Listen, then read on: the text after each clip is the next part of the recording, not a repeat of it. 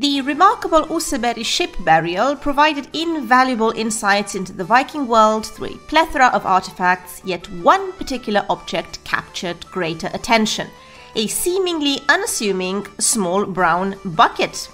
Crafted from yew wood and secured with brass, this modest bucket initially appeared of little significance. However, upon closer examination, it revealed a bronze and enamel ornament adorning its handle. This ornament depicted two anthropomorphic figures seated with crossed legs and hands resting in their laps. Could this really be a depiction of a Buddha? Let's find out.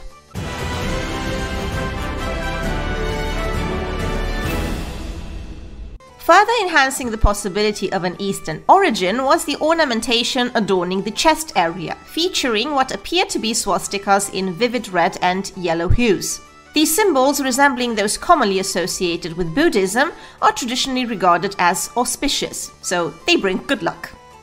Scholars drew comparisons between the figures on the bucket and representations of Buddha in the iconic lotus position.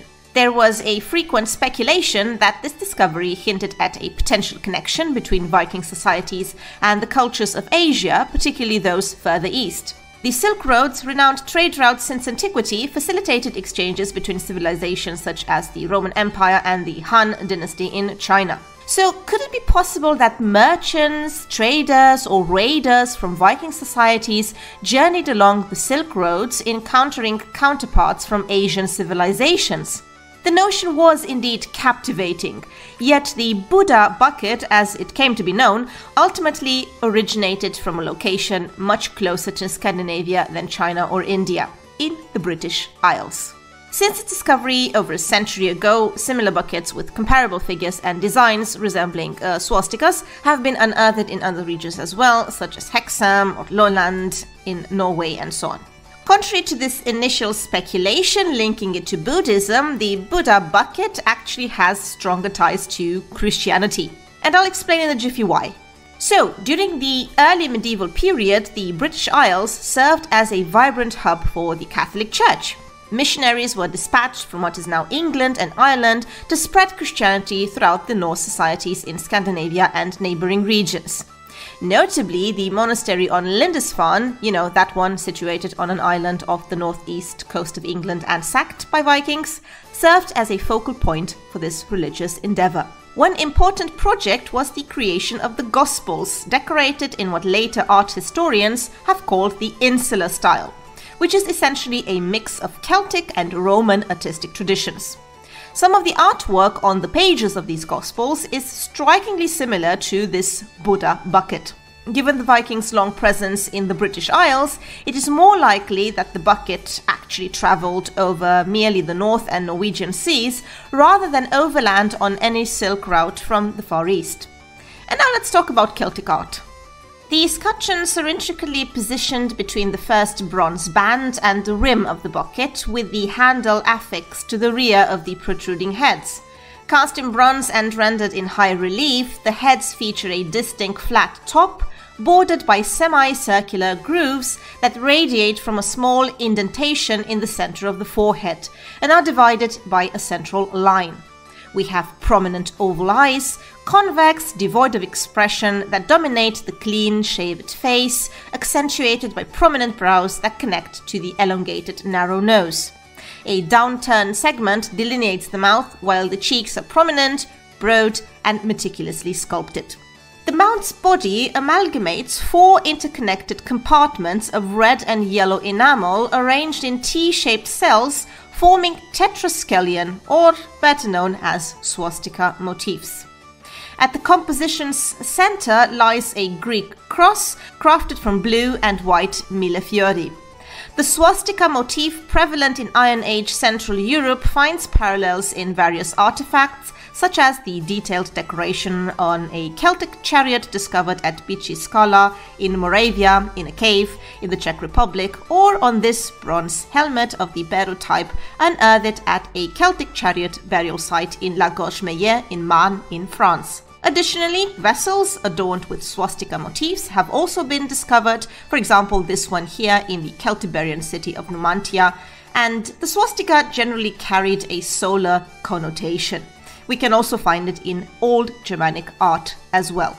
The figure's diminutive legs are sharply bent at the knees and crossed once again at the midpoint, evoking a yoga-like posture that contributes to the bucket's popular nickname. The cryptic mask-like face and its frozen, stylized appearance further enhance its enigmatic allure. I do believe that the Irish origin of the bucket may have been even more captivating than a potential Asian one, representing a fusion of different influences from both the Christian and Celtic tradition. The schematic style and enamel technique employed are reminiscent of the early Christian period, commonly found in ecclesiastical contexts. Conversely, the crossed-legged posture finds its roots in the Celtic cult of God Cernunnos, often depicted in a similar squatting position. This widespread and intricate cult dates back to the Bronze Age, as evidenced by artifacts such as the Kundistrup Cauldron from the 1st century BC. In pre-Christian times, regions like Fermanagh were particularly active in cultic practices, as evidenced by stone figures such as this one here found on Boa Island. This figure, featuring a large pear-shaped head and geniform appearance, depicts diminutive legs crossed beneath a small body. And yeah, Celts were kind of obsessed with heads. During the Christian period, similar motifs can be observed in carvings, such as those on the lower panel of the south face of the North Cross at Clonmacnoise, one of Europe's oldest early Christian settlements. Examples like the Miklebustman and a figure discovered in Lindesnes in the 19th century closely resemble the Oseberg Buddha, with a similar facial feature and disposition of colored enamels and millefiori on the torso. The use of the body or torso as a decorative field is a recurring motif in insular Celtic metalwork and manuscript illustration from this period. Notably, the ornamental crucifixion plaque from Athlone, dating back to the late 7th century, bears similarities, as does Matthew in the Book of Durrow, resembling ancient Celtic idols in their portrayal. So yeah, it's pretty much all Celtic. The possibility of individuals from Viking societies venturing as far as India or China, or any regions influenced by Buddhism, remains an intriguing one nevertheless. While there is no concrete evidence to confirm such journeys, the existence of multiple maritime Silk Roads during that era theoretically allowed for extensive travel and trade connections between China, Southeast Asia, the Near East, and Southern Europe. Despite this theoretical possibility, even if Vikings didn't undertake such far-reaching voyages, the intense trading and interconnectedness of these distant regions are evident in the Viking hoards. And one remarkable example of this interconnectedness is the discovery of a diverse collection of religious items during archaeological excavations on the Swedish island of Helgö, which literally means the Holy Island. Situated in Lake Mälaren to the west of Stockholm, Helgö served as a vital Viking and pre-Viking trading and manufacturing hub from the 6th to the 11th century AD. Among the vast array of artifacts unearthed on the island, including Arabic coins and Frankish glass and metalwork from Western Europe, there are three particularly noteworthy items that stand out in the Helgö treasure. The excavations at Helgö unveiled once more the far-reaching extent of Viking trade networks and the diverse cultural influences within Viking society.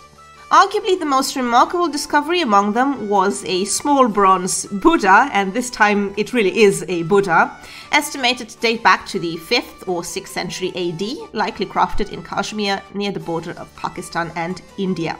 This devotional figure features a silver urna, so the dot on the forehead symbolizing the third eye, while elongated earlobes denote royalty.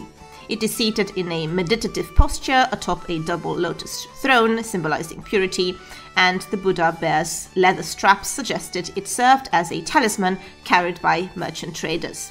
We can speculate that this Buddha statue traversed hundreds, even thousands of kilometers, navigating rivers, steppes across Eurasia before finding its place on the mantelpiece of a Viking home, possibly after decades or even a century of travel.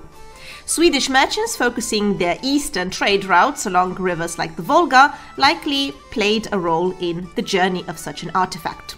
There are also many other interesting objects here. For example, this crozier, likely of Irish origin, so again we're back to the Celtic element, which is believed to have belonged to a bishop's staff around the 8th century AD.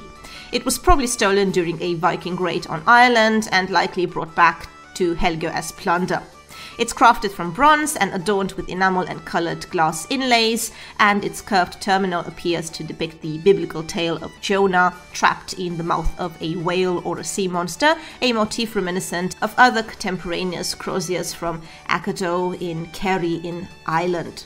The third object which catches our attention is this bronze ladle with roots in North Africa, likely in modern-day Egypt. It's adorned with small punch marks forming a tree of life symbol, and it probably served in ceremonies associated with the early Coptic church. Its journey to Sweden may have been facilitated by Scandinavians who had ventured into the Mediterranean region.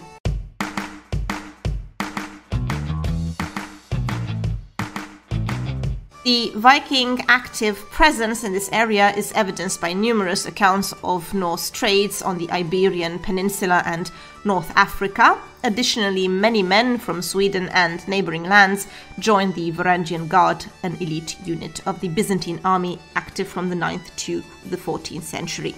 So these examples pinpoint what I probably like most about the Viking Age, which is precisely this vastness of human contacts and discovery and communication, this amazing sense of exploration translated into finds such as both the fake and the real Buddha.